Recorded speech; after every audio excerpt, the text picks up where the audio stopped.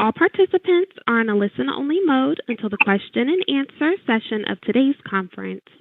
At that time, you may press star 1 on your phone to ask a question. I would like to inform all parties that today's call is being recorded. If you have any objections, you may disconnect at this time. I would now like to turn the call over to Bettina Enclon. Thank you. You may begin. Thank you so much. And hello, everybody. Welcome and thank you for joining us for today's media teleconference. I'm Bettina Enclon in NASA's Office of Communications. Since being called by the President to accelerate our return to the moon and naming our modern lunar exploration program Artemis, we're only 4 short years away from sending the first woman and next man to the surface of the moon. We're here to discuss the program, the progress we've made to date with our lunar program, as well as the important next steps in science, technology, and human exploration that will see us achieve our bold Artemis goals and push us beyond the moon to send the first astronauts to Mars. Earlier today, NASA released its written Artemis plan. To talk more about our Artemis program, we have NASA Administrator Jim Bridenstine, Kathy Lueders, Associate Administrator for Human Exploration, Jim Reuter, Associate Administrator for Technology, Thomas Zurbuchen, Associate Administrator for Science. We will begin with opening comments from our speakers and then open it up for questions. To ensure as many people as possible get the opportunity to ask their question, please ask only one question per person. Please do state your name, affiliation, and to whom you're directing a question. Now let's begin with NASA Administrator Jim Bridenstine. Well, thank you, Bettina, and thank you to all of the folks who have joined us today on this phone call. And I hope you had a chance to read our Artemis plan. I think it's a solid outline of what we will accomplish in the coming years as part of Artemis. NASA has all the key systems and contracts in place to ensure that we are meeting the President's ambitious goal to return American astronauts to the moon for the first time since 1972. And I think it's important to recognize that we have strong bipartisan consensus on this effort. The human landing system is currently funded, again, for the first time since 1972. We have a number of contracts that are already in place to achieve the landing by 2024, and we're moving rapidly to achieve that. Of course, a lot of things are happening for that 2024 moon landing, to include modernization of the launch pad at the Kennedy Space Center. Of course, our space launch system is underway right now. The green run is underway right now, and of course, we're going to have a hot fire here in just a matter of weeks. The Orion spacecraft is complete, along with its European service module. We've got the commercial human landing systems, which I just mentioned, are funded and under contract right now. The Gateway is under development, and we've got the next generation spacesuits. So all of the elements that we need for a successful 2024 moon landing are underway, and we're moving rapidly to achieve that goal. The Artemis plan that we released today is largely focused on Phase 1, which culminates in a landing of the first woman and the next man on the moon by 2024, of course, as well as bringing them home safely. Our long-term lunar goal includes establishing the first sustainable presence on and around the moon by the end of the decade. So Phase 1 is all about getting to the moon quickly, and we go quickly to retire as much as possible a lot of the political risk from programs that take too long and cost too much. So we're going quickly. But we're also not missing, the big picture, which is we're going to the moon to stay. So we're building a sustainable program for the end of the decade. In order to achieve this, of course, it's going to require an all-of-NASA approach. And, of course, on the phone, we've got the Space Technology Mission Directorate, we've got the Science Mission Directorate, the Human Exploration and Operations Mission Directorate. But it's going to require an all-of-NASA approach. And, of course, what we've learned recently about the science on the moon is quite stunning.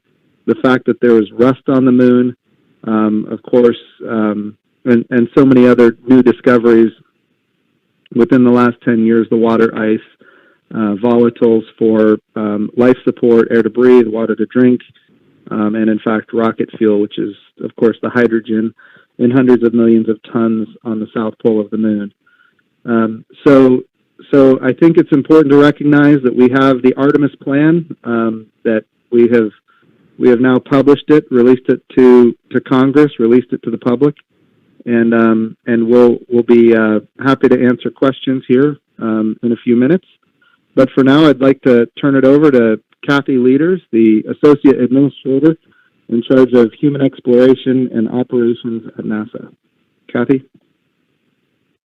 Thank you, Jim. It is really my pleasure to be here. You know, I can't believe it has been 3 months since my announcement as HEOAA. And I'm very excited that we are heading into our exciting Artemis missions campaign.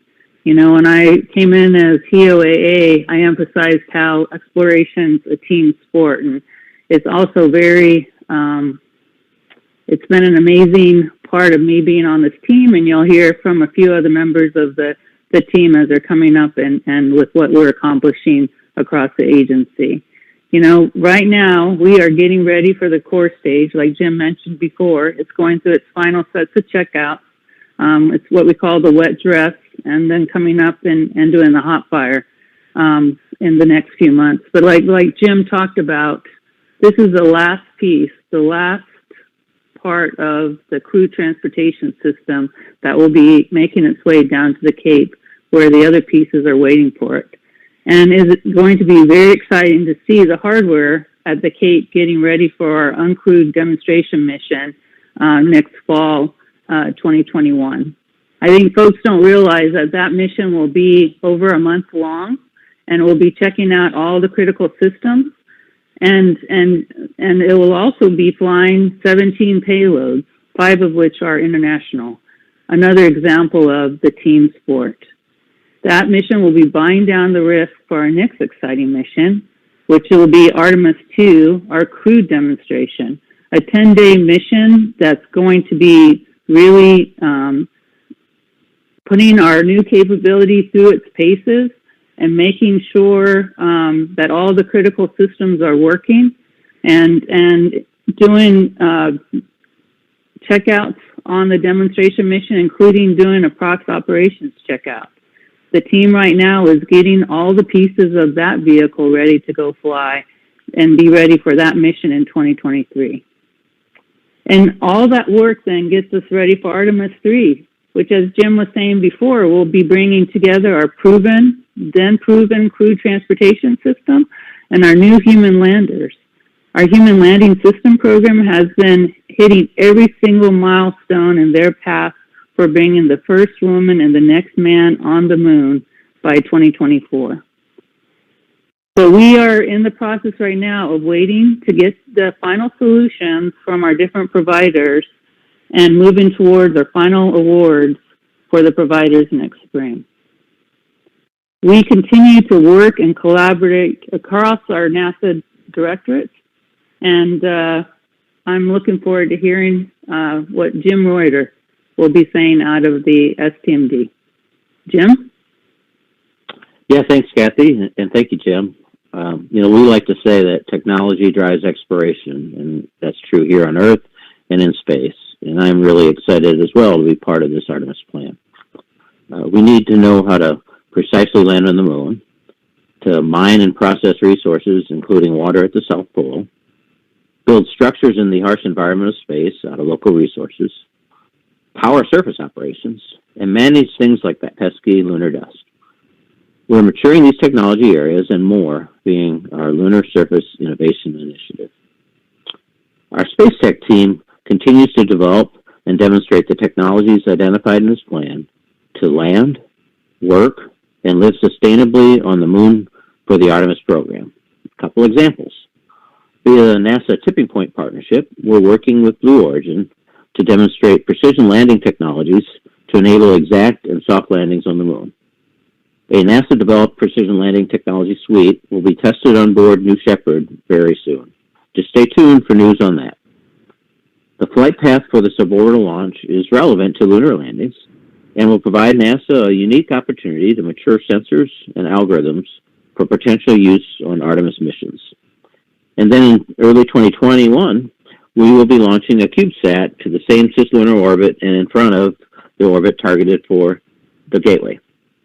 The Capstone CubeSat, which stands for Cislunar Autonomous Positioning System, Technology Operations, and Navigation Experiment, represents a rapid, low-cost lunar flight demo. These are just a couple examples of technologies we're demonstrating in the near future. And of course, what we're doing is we're planning to send dozens more technology experiments, including new spectrometers and regolith drills, to the surface of the moon on a commercial moon delivery initiative led by our science colleagues. But I don't want to steal Thomas's thunder, so I'll turn over to Thomas to talk to him a little bit more about that. Thomas is the Associate Administrator for Science Mission Directorate. Thomas? Hey, Jim, thanks so much. And Kathy, couldn't be more excited to have you on board. It's great to be here. And as Jim Bridenstine said earlier, is going to the moon involves the science community, both within the United States and globally. It's truly an exciting time to be part of this new future we are building together. And in science, we're helping to lead. Even with all we've learned and continue to learn about the moon, through the samples returned by Apollo astronauts and data from our satellites, like the Lunar Reconnaissance Orbiter, the moon still holds many science mysteries and opportunities. The moon is, frankly, a cornerstone for understanding our solar system, especially measuring its absolute age. We can also learn about how the sun has changed over time, especially the high-energy particle output of the sun, and about the history of our planet, and use the moon as a platform for unique scientific observations, even looking back in time to the early phase of the universe. Jim Bridenstine briefly mentioned our Commercial Lunar Payload Services Initiatives, CLIPS. We highlight it in the plan as well, and it's an innovative new paradigm to support our lunar return through delivery services from industry. Ahead of the human return, we're working with American companies to robotically land on the moon up to 8 times through 2024. We're going to continue sending 2 deliveries to the surface of the moon each year, beginning next year through 28. International and commercial partners are getting excited about these lunar deliveries by U.S. companies as well, and the market is growing, which has really been one of the things that we've been looking forward to seeing as part of this very exciting experiment we're running. We've already identified many of the science and technology payloads and awarded task orders for half of those flights. In 21, Astrobotic Intuitive Machines will both launch in the fall, as well as the first 2 private American companies to demonstrate the ability to land on the moon and deliver our payloads and those of other customers. In 22, Mass and Space System will make the first delivery to the lunar pole, really starting a crescendo for the pole, of course, culminating in 24, because in 23, Astrobotic will deliver Viper to the South Pole, our water hunting and mapping robot that is so critical for us to inform ourselves about these really unique places that, as of yet, we have not seen. We also have a second task out for bid for additional technologies of the type that Jim Reuters just talked to you about. We in NASA Science will not miss any opportunity to do great science as part of the Artemis program, whether it is in small satellites of Artemis 1 that Kathy, you talked about, space weather instrumentation on Gateway, both for scientific exploration, but with our partners to pilot space weather predictions in support of astronaut safety, we're there. We also recently established a team to identify and prioritize surface science activities for crew as part of the Artemis 3 mission. We are working closely with human exploration to do that and to maximize science as well during this first week-long expedition in 24. We all look forward to and we're building towards. So yes, robotic and human exploration are going hand in hand, and together with the technology engine that Jim Reuters are talking about. We're excited about the science we will conduct on the moon and ahead of the human return and throughout this decade.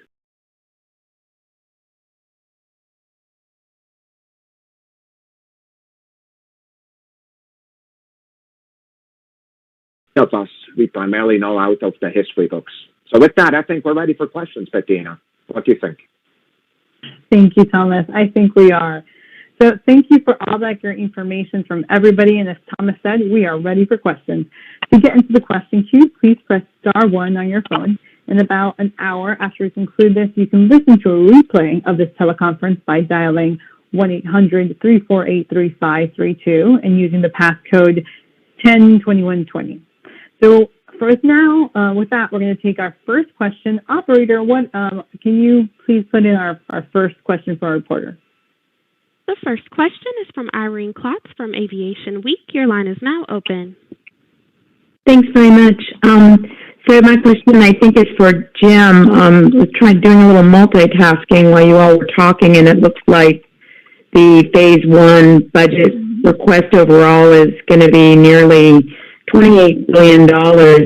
Can you just address the likelihood of getting that kind of funding with all the other things going on, and also the potential impacts right off the bat if NASA, like the rest of the government, goes into a continuing resolution for, I guess it'll be starting next week?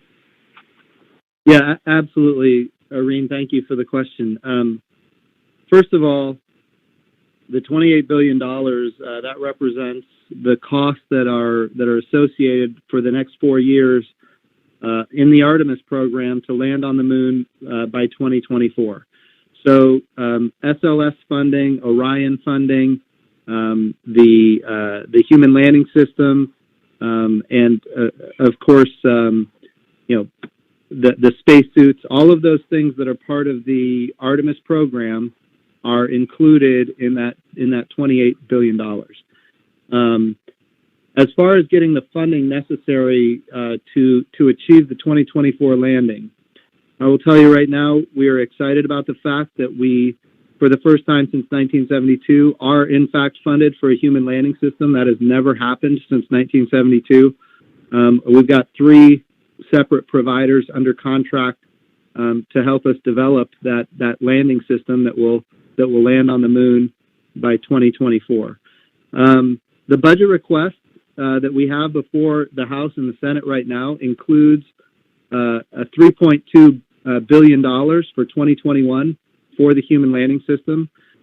It is critically important that we get that $3.2 billion. The bill that passed, number one, we are exceptionally grateful to the House of Representatives that in a bipartisan way they have determined that funding a human landing system is important, and that's what that $600 million represents. It is also true that that we are asking for the full $3.2 billion, and what I anticipate will happen is that there will be a short-term CR before October 1st.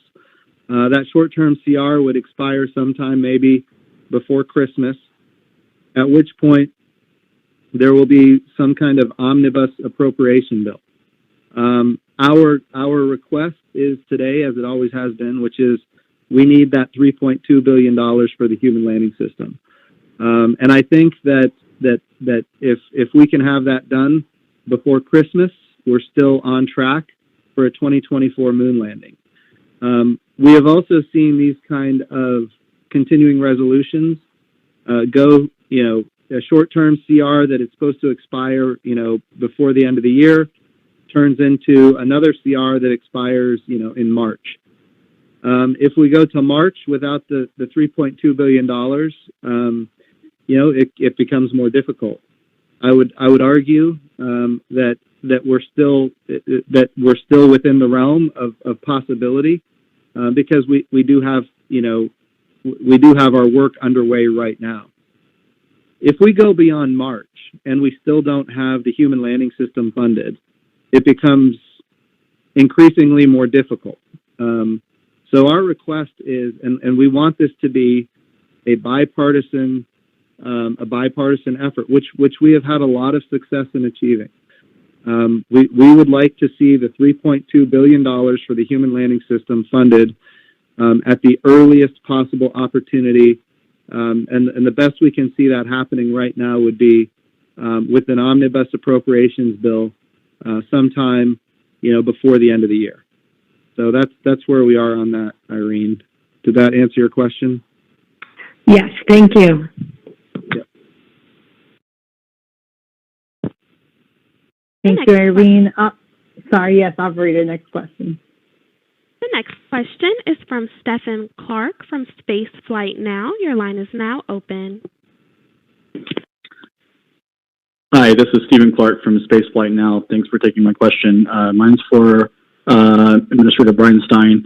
Last week you hinted that NASA might look at equatorial landing sites for Artemis, perhaps even Artemis 3, even mentioning the possibility of going back to an Apollo site.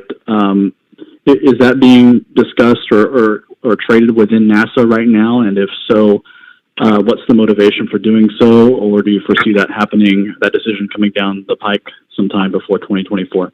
Thanks. Yeah, Stephen, thank you for that question. I've seen a good bit of chatter about this in social media.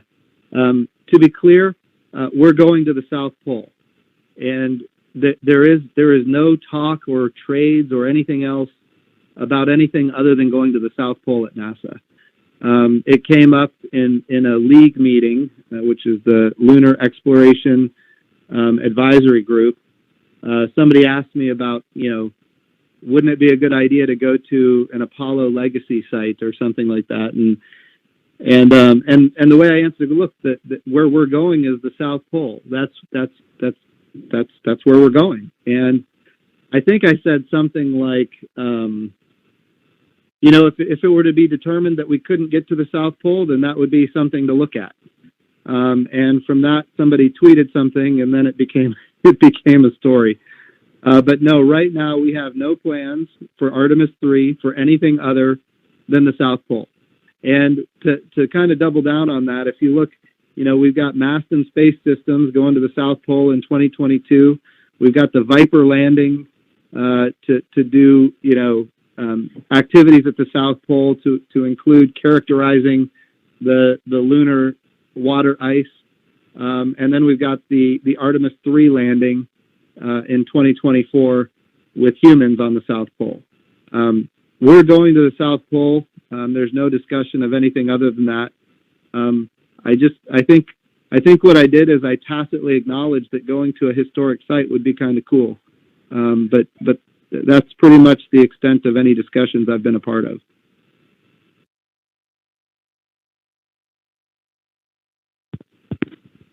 Thank you, Jim. Operator, what is our next question? The next question is from Eric Berger from Ars Technica. Your line is now open.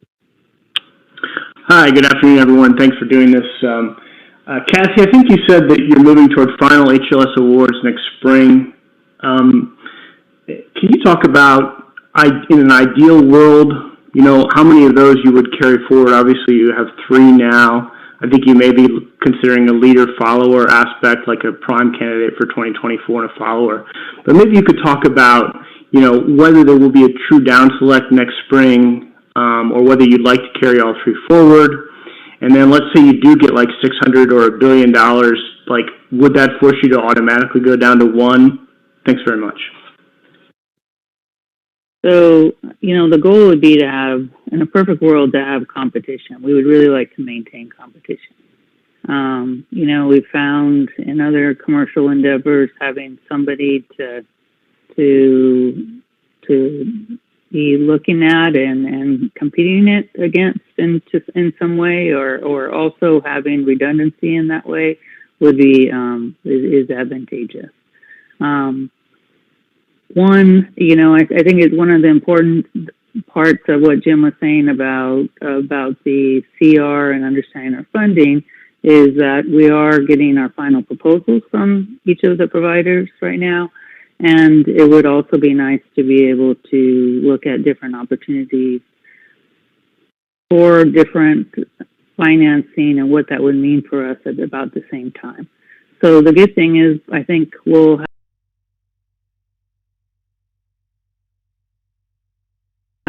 February, March timeframe for us to be able to lay in our plans and strategies going forward. And are you considering a prime for 2024 and a backup for later, or do you not have that formulated yet? We don't have that formulated yet. We'd have to, we're really counting on looking at what each of the providers and how they're proposing their strategies too, which will also be enabled by that, right? Thank you, Kathy, and thank you, Eric, for your question.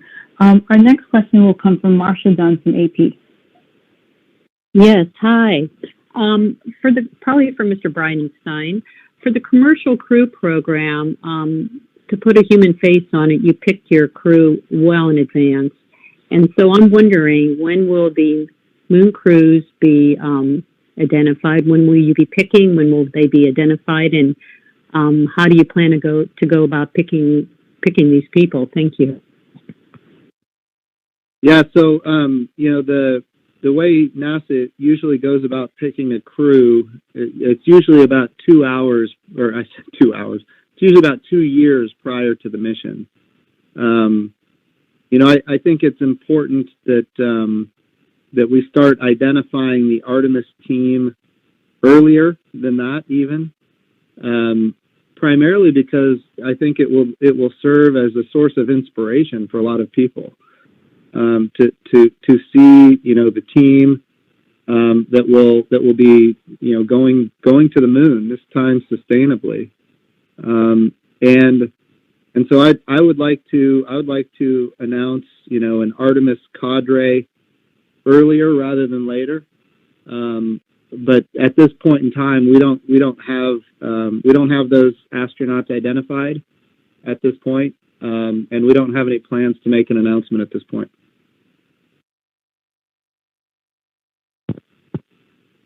Thank you, Marcia, for that question. Next, we'll go to Bill Harwood. Bill? Hey, thanks, Bettina. Marcia just asked my question, so I'll pass it on. Thanks. Well, that was fast. Thanks, Bill. Next, we're going to go to Ivan. Ivan, are you online? Yes, thanks so much. Can you please compare Artemis 3 and Apollo 14, for instance, in terms of how much science they'll be able to do on the surface of the moon, especially if you only manage to do 2 moonwalks, which is apparently a scenario. And since you highlight cleanup in the plan, can you elaborate on what that will entail and whether that includes bringing back any waste? Yeah, so I'll just tell you the science that we would be doing is really very different than anything we've done before. We have to remember during the Apollo era, we thought the moon was bone dry. Now we know that there's lots of water ice, and we know that it's at the South Pole. So the big thing that we want to do is we want to understand how that water ice is embedded in the regolith. We want to see if there might even be pure water ice in the cold traps. We found on Mars, we found absolutely pure water ice. And it would be interesting to see if there's something like that on the moon. And then of course trying to understand, how do we separate the regolith from the water ice? Those kind of things if it needs to be done. So really those are kind of the higher priority activities. But also we are on the South Pole of the moon, so there's going to be a lot that we learn. I mean, as I said earlier, we just learned a couple weeks ago that the moon actually has rust, which means there's got to be humidity and there's got to be oxygen, and these are things that we didn't know until just recently. So there's a lot of science to be done on the moon. I will also tell you, we go back to the Apollo era. One of the first experiments was a heliophysics experiment where we were measuring the subatomic charged particles coming from the sun. I think there's going to be a lot of opportunity for those kind of experiments. And then characterizing the regolith on the South Pole and seeing how the materials might be different than at the equatorial regions. So these are just some ideas and concepts. We put out for proposal from the science community, what people would like to do on the South Pole. We've got a lot of great papers back. I know the Science Mission Directorate at NASA is evaluating what those different proposals are, and they'll be making a determination as to the direction that we go.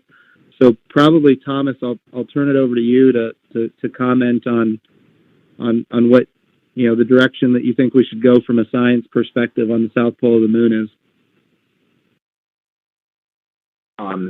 I think you said many of the things that I was going to say, Jim. Let me just tell you, we're also from the science community anxiously awaiting the return of the documents that Cassie talked about, because we're interested in engaging with these providers. Remember, that's a little bit different than how it was done in the Apollo program, in which there was a single kind of government-focused, of course, with contractor-enabled government-focused effort. We do believe that there's important science that can be done, and actually we're in the process of really looking at these things, just like Jim said, and prioritizing what is there. Without a doubt, bringing samples to terrestrial labs is one of the things we'd really like to achieve, because of all the reasons that Jim said, and then some, right? It's just really one of those precious materials kind of in our reach that we'd like to have in our labs. But there's other experiments that we're thinking about. In fact, we've entered some kind of collaborative stance with even international partners to really figure out, together with our U.S. science community, what we can what can be put at the surface. Perhaps we also leave some things behind. And Cassie, I'm going to turn over to you about bringing waste back. That's not in my bailiwick. Go ahead. Well, I think part of one of the reasons we're doing some of these missions is to go figure out how to do them differently. And so, like Thomas was saying, we've got to go see the strategies for each of these providers and how they are planning on kind of meeting our requirement set. So,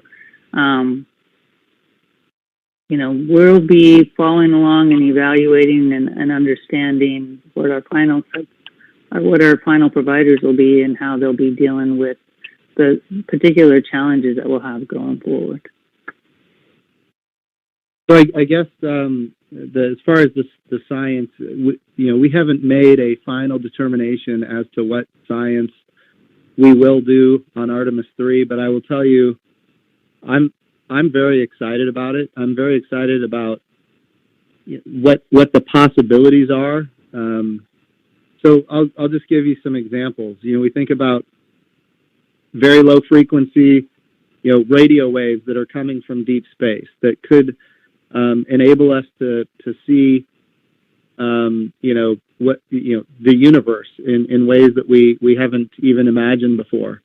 Those very low frequency radio waves this isn't going to be for Artemis 3, but on the far side of the moon could help us understand a lot about the early universe. We think about on the optics side, the moon is an extremely stable platform. Think of it as a very stable spacecraft, which means when we think about planets that are orbiting other stars and how they can eclipse those stars, and we see the stars, dip in the amount of light that they emit. We can actually see very, very, very faint dips in that light from a stable platform on the surface of the moon. In other words, we could actually increase more rapidly our discovery of exoplanets around other stars from using simple optics on the surface of the moon in a way that you couldn't do from a spacecraft, in orbit around the Earth, just because it's not nearly as stable. So I think when you think about the heliophysics, understanding subatomic charged particles coming from the sun, when we think about and how important that is to human spaceflight in general, we've got to get really good at predicting and protecting against coronal mass ejections and solar flares. We think about the astrophysics perspective with very low frequency radio antenna and even optical sensors. And then we think about the value of the regolith itself and the water ice and the volatiles that are embedded in the regolith. I think that there's more opportunity to get more science now than there ever was on Apollo 14, for example. But the question is just, what is the amount of science we can get per dollar, and maximizing that. And of course, that's what Thomas Zurbuchen and his team are going to be focused on as we come up with the experiments that we can do on the moon. And not just experiments, but the science. Thank you all. We're going to go to our next question. It is from Jeff South, Space News. Thanks for taking my question. I'm curious how the gateway fits into this. I know it's not particularly emphasized in the report, and it looks like that you're considering having Orion dock directly with the commercial human lander for the Artemis 3 mission. If Gateway doesn't play a big role in this first phase, is there any discussion about deferring work on the initial Gateway modules to free up resources for the other elements of Artemis, and then get Gateway up after Artemis 3 for those later missions? Thanks. So, Jeff, I'll take the first crack, and then I'll hand it over to Kathy. But we do anticipate that the power and propulsion element and Halo will be available, by 2024. And so it is definitely an option that is available to the commercial human landing system providers. And of course, they're working through kind of what their strategies are to get to the moon, even as we speak. But you're absolutely right. We're not making it a requirement, and different people can propose different ways to go about making that 2024 moon landing happen. So, Kathy, I'll turn it over to you for further comment. No, you're exactly right. I mean, Jeff, what we're trying to do is like Jim talked about at the beginning. Obviously, we're focused on getting to the moon in 2024, but we're also focused on having a sustainable lunar architecture that allows us to go to the South Pole, but then gives us opportunities to maximize and use a multiple platforms to be able to do multiple missions going forward, because we're investing. The nation's investing in these capabilities, right? So we want to make sure that the investment in these designs can then be used to conduct multiple missions. And so having the lunar platform, orbiting platform, allows us then to have potential other flexible uses of the human landing systems going forward. And so we are keeping a sustainable portfolio going. But we'll have to, as we get our direction, our appropriations direction, we'll be laying in the plan. But right now we're charging on all cylinders right now, laying the framework for us to be able to use these new capabilities that are coming online over the next few years. A very exciting time for us. And Jeff, as you and others are formulating your stories, I would encourage you to make sure people understand that the gateway is critically important for the sustainable mission that we have in front of us. So we don't, we've got two efforts. One is to get to the moon by 2024. And then to be sustainable by the end of the decade, I think the gateway is essential to that sustainable effort, so that we can have human landing systems that are reusable, that are serviceable, and it's also important to make sure that our international partners understand the level of commitment that we have to the gateway, because they're a key part of helping us develop the gateway. And that reduces the cost to the American taxpayer. So we're grateful to our international partners for their collaboration on the gateway. And then maybe Thomas Zurbuchen, if you could, maybe you could say a few words about how we can use the gateway for science as well. Yeah, I'm glad you called me on this. So the first thing, of course, we already did, Jeff and others, is we started the Hermes suite, which is really space weather related suite. What's exciting about this for us is not just measuring space weather in the orbit of Gateway. By the way, it's a really interesting orbit. There's specific science we've actually never been able to do in so far, in the magnetosphere and the solar wind interaction with the terrestrial plasmas that are happening in that vicinity and beyond. The other reason, though, we're excited about this is because the integration of that instrumentation and the software that goes with it, assimilation software, really helps us pilot the use of such space weather instrumentation in assimilation sense, for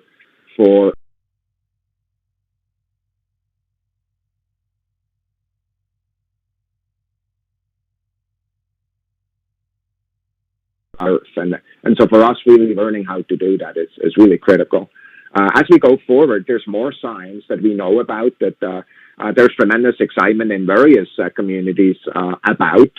And as we go forward, recall, of course, that biological and physical sciences is also in the Science Mission Directorate now. And I know this community is particularly interested in some of the experiments in that different space environments, really truly different than the space station, where, of course, we've had 2 decades of great experience and experimentation. So there's a tremendous interest in that, also on the inside, of course, of Gateway, as much as the outside as well, which I started with. Thank you. Our next question comes from Keith Cowan. Keith? This is Keith Cowan from NASAWatch.com for Jim Bridenstine. When Gateway was first announced, lunar landings were still planned for 2028, and then last year things got moved up by 4 years to 2024. Yet, after more than a year, NASA's not exactly sure, this is a follow-up to Jeff's question, what Gateway will be or will not be used for and when these things will happen, especially with regards to Artemis 3. Now, you bring the term sustainable into virtually every answer. Sustainable means different things to different people. To some, it's funding. To others, it's engineering. And right now, the House seems to think it means funding. And to others, the more you delay Gateway, the more people are wondering whether you even need it. So can you tell me when, like a date, when will you exactly have it down in a plan, how Artemis 3 will be done, and whether yes or whether no, the Gateway will be involved? Yeah. So again, this is an important distinction between how we're doing things now and how we've done them in the past. So in the past, NASA basically wrote the requirements and designed the capability, and then we turned to contractors to build what we had basically designed with the requirements. So what we're doing now is we're turning to industry and we're allowing them to very innovatively come up with creative solutions that are, unique. And because we've done that, we have now right now under contract 3 very distinct lunar landing systems that are widely different in their approach. And some of them, will consider using Gateway, and others maybe not so much. What we don't want to do, because look, what we're trying to do is we're trying to learn the business model that is going to work, and we've done that with commercial resupply and now commercial crew. And we think about the success that we've had with the Crew Dragon, for example, on a Falcon 9 rocket. And you've heard me say some of these things before, but it's important to note, the idea that we would have a composite overwrap pressure vessel inside of a liquid oxygen tank is not something NASA would have done on its own. The idea that we would have supercooled liquid oxygen to get more specific impulse out of a rocket is not something NASA would have done on its own. The idea that we would have 9 rocket engines on a rocket the size of a Falcon 9 is not something that NASA probably would have done on its own. The idea that you would have integrated the launch abort system into the normal propulsion system is not something maybe NASA would have done on its own. But when you turn to a commercial provider and you say, hey, here's what we're trying to achieve, how would you go about doing this? And then they go and come up with solutions. And then NASA's job is to do basically test and validate, verify the engineering, try to make it fail, and ultimately, certify the vehicle. What we have found is that's a really good model. And so, I hear folks say, they want NASA to be prescriptive. And I'm telling you that is, we have to fight to make sure that we're not being prescriptive. Because there's going to be our goal as an agency is to be a customer, one customer of many customers, and we want numerous providers that are competing on cost and competing on innovation. It's that fundamental piece, that innovative piece, that when we design the business model that we use, that ultimately will enable this virtuous cycle of continuous improvement that will enable the sustainability piece. And yes, there it is. I'm using it again. We need to be sustainable. So I really think it would be premature for me to say how our commercial providers are going to go to the moon. I know Kathy and her team are working side by side with our commercial human landing system providers day in and day out to help refine and plan their eventual, proposals. But I think we as an agency have to fight the urge to be prescriptive with them, unless there's a reason. If there's a reason, then yes, let's go do it. But and by the way, we did that with commercial resupply and with commercial crew. When we saw problems that were not being addressed, we got very directive and prescriptive. But I don't think we're there yet for the 2024 moon landing. I don't see it being necessary at this point. Kathy, I'll let you answer and correct me on anything I might have said incorrectly. Oh, no, I absolutely agree. It goes back to how do you leverage, right? How do you maximize? How do you multiply? And the way you do that is by allowing as much degrees of freedom possible, right? And that's what opens aperture and brings new solutions to the table. And you're exactly right, Jim.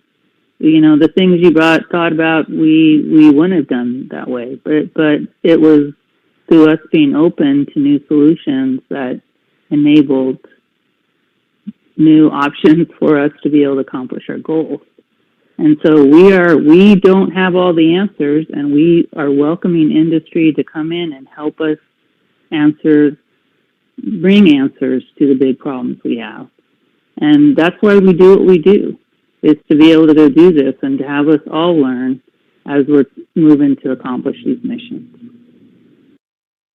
We want new ideas being brought to the table. We are open to new ideas to help us gain and be able to leverage the investment that we're making in this. Thank you, Kathy. On this topic, talking about sustainability, I wanted to bring Jim Reuter quickly into the conversation. Jim, what does sustainability mean to technology advancements that ST&D is working on today as we talk about Artemis? Yeah, thanks, Bettina. When we look at sustainable presence, what we try to get ourselves in a position by the end of the decade that what we can do is a couple things. One is that we've enabled platforms and infrastructure, if you will, so that a commercial or another entity can carry on past the point where we've developed. And another way we look at it is since the moon is a great proving ground for us for Mars, is have we done the activities that we are planning to do here that can really help us to get to Mars? And so it's things like have we enabled enough of a in situ resource utilization development so that we can understand how to capture and water ice from the lunar surface and use that for propellants or life support or other activities? And the other volatiles that are in regolith and stuff? Have we overcome and understood dust mitigation? Can we operate in the extreme environments that are places where we really want to venture, and can have access to those? And have we started, living off the land and developing things for excavation construction? And Gateway is a great platform also for a couple of things that we kind of learn how we're operating in space. It's a great next step for things like autonomous operations in the environment of the moon, learning how to operate things when crew is not present, or we have less ground interaction, we have less logistics capability. So to us, it's a platform that we're trying to prepare for a condition when we get to the late 2020s. Thank you, Jim. Our next question comes from Jackie Waddles of CNN. Hey, folks. Thanks so much for doing this. My question's for Administrator Bridenstine. I was just curious. I know it's been a while since we talked in depth about budget, so snowballing off Irene's question, I was curious if you could preview for us, how you're going to make the case to the Senate subcommittee and to Congress more broadly, why timeline is important and why you think it's important to meet that, given, the broader spending around the pandemic, et cetera. Yeah, so, the history of NASA is, billions of dollars being spent on programs that get canceled. And, we look at the vision for space exploration of the early 2000s, which was the plan to go to the moon and onto Mars with the Constellation program. We go back to the 1990s, we had the Space Exploration Initiative. Again, it was a plan to go to the moon and onto Mars, and it got canceled.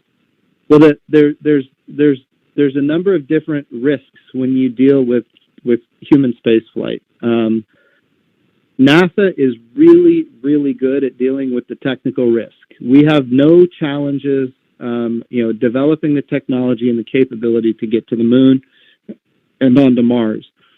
The challenge that we have is the political risk, the programs that go too long, that cost too much, and that end up, getting cast out, later, later in the development program. So to save money and to reduce political risk, we want to go fast. And yeah, we put a very aggressive timeline. 2024 is an aggressive timeline. Is it possible? Yes. Does everything have to go right? Yes. So we are targeting that right now to achieve that goal. So I would say that that the reason we go fast is, number one, the longer a program, and a lot of people don't understand this, but when you take a program and you spread it out with flat budgets, it actually costs a whole lot more than if you allow the program to develop under its normal development cycle, which is normally the shape of a bell curve. So by allowing, for example, the human landing system to be accelerated, we actually drive down costs. We make it more sustainable, and we enable we enable it to be achieved. My goal is to make sure that we can get to the moon by 2024 and that we're sustainable by the end of the decade. And I think that we're on track to achieve those items.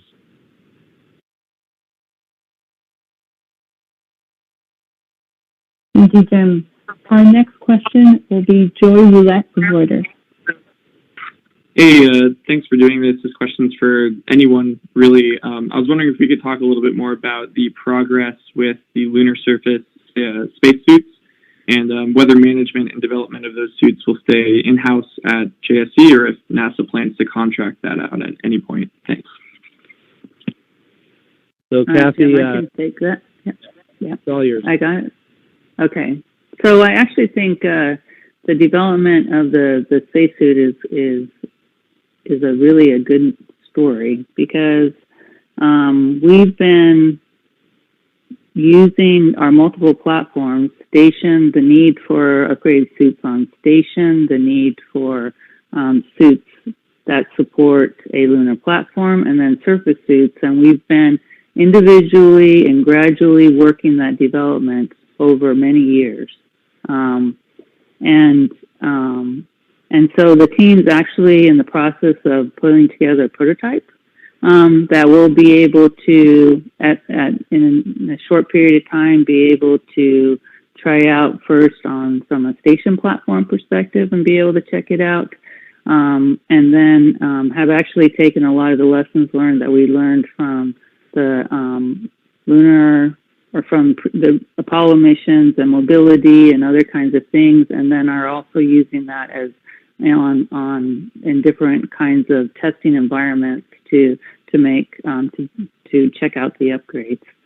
So right now the goal is to continue to build that in-house, but while we're going through the prototype process and working through and looking at upgrades and checking it out on station, but that doesn't mean that over a period of time, as things are and we're able to evolve it, that at some point in time it may go out from a commercial procurement standpoint. But right now we're going to continue to keep it at the low levels and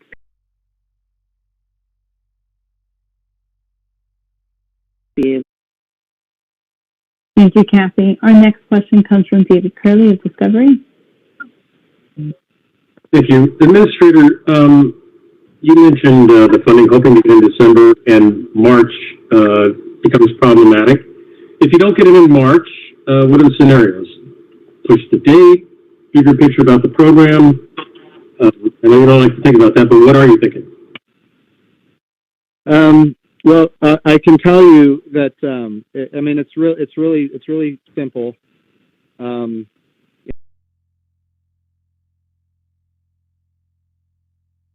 Achieved. I mean it's really that simple. Now I want to be clear: if they push the funding off, our goal will be to get to the moon at the earliest possible opportunity. Speed is still of the essence, and sustainability follows speed. So, what I would tell you is, if they keep delaying the funding, we will go to the moon at the earliest possible opportunity. Thanks, Jim. Our next question. Sorry. No, it's all right, but I do want to emphasize that I think I'm confident based on the communications I've had with members of Congress on both sides of the aisle, House members and senators, and I've done town halls with members of Congress with their constituents, virtual town halls these days. Of course, last August I was traveling the country.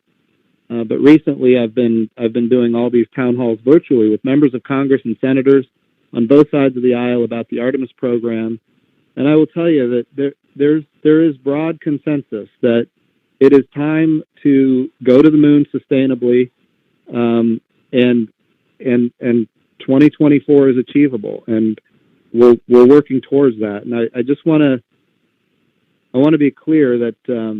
I really think that when the omnibus appropriation is complete, when that omnibus appropriation is complete, I really believe there will be $3.2 billion for a human landing system. That could be at the end of the year, and it could be in March. Right now, what I'm seeing is it's going to be a short-term CR that expires at the end of the year, which means I'm going to communicate as robustly as I can. That we would like to see the human landing system fully funded in that appropriation.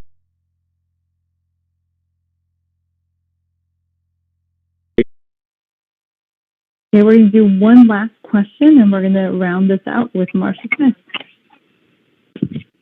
Thank you so much. And following up on that thread of what happens if you don't get the money, just in case you don't, since these are public-private partnerships, have you given any thought to, or have you had any discussions with the companies to see if they might put in more of their own money, since some of these companies are owned by very wealthy individuals? And what percentage are they putting in now? Is there a way to increase that percentage?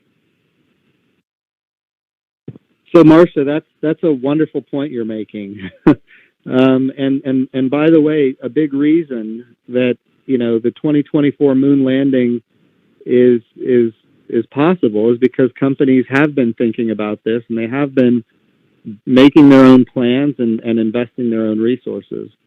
So the idea that with a public-private partnership, the companies themselves could actually step up to the plate in a bigger way, that is something that needs to be seriously considered. I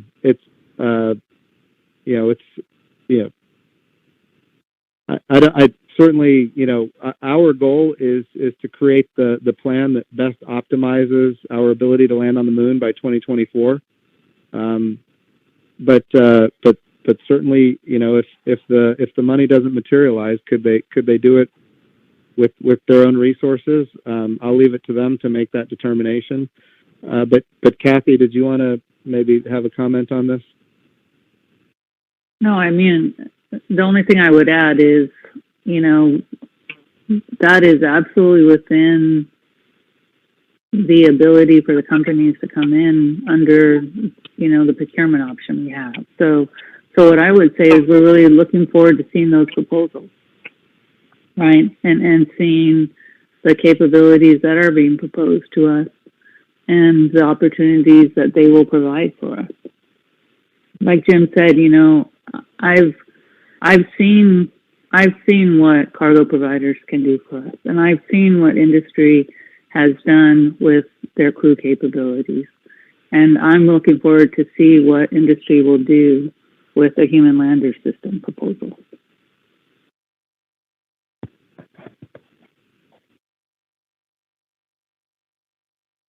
Well, thank you, Marcia, and thank you for everyone that participated in today's call. That's been a great discussion about the Artemis plan, but now that's going to wrap things up for us today. As a reminder, a copy of our Artemis plan is available online at nasa.gov/Artemis. Before we go, I also wanted to encourage you to tune into NASA TV tomorrow at 9:30 a.m., September 22nd. The NASA administrator will announce some exciting news about our collaboration with the U.S. Space Force. So hope to see or hear from you all tomorrow, and have a good evening. Thank you. This concludes today's conference. All participants may disconnect at this time.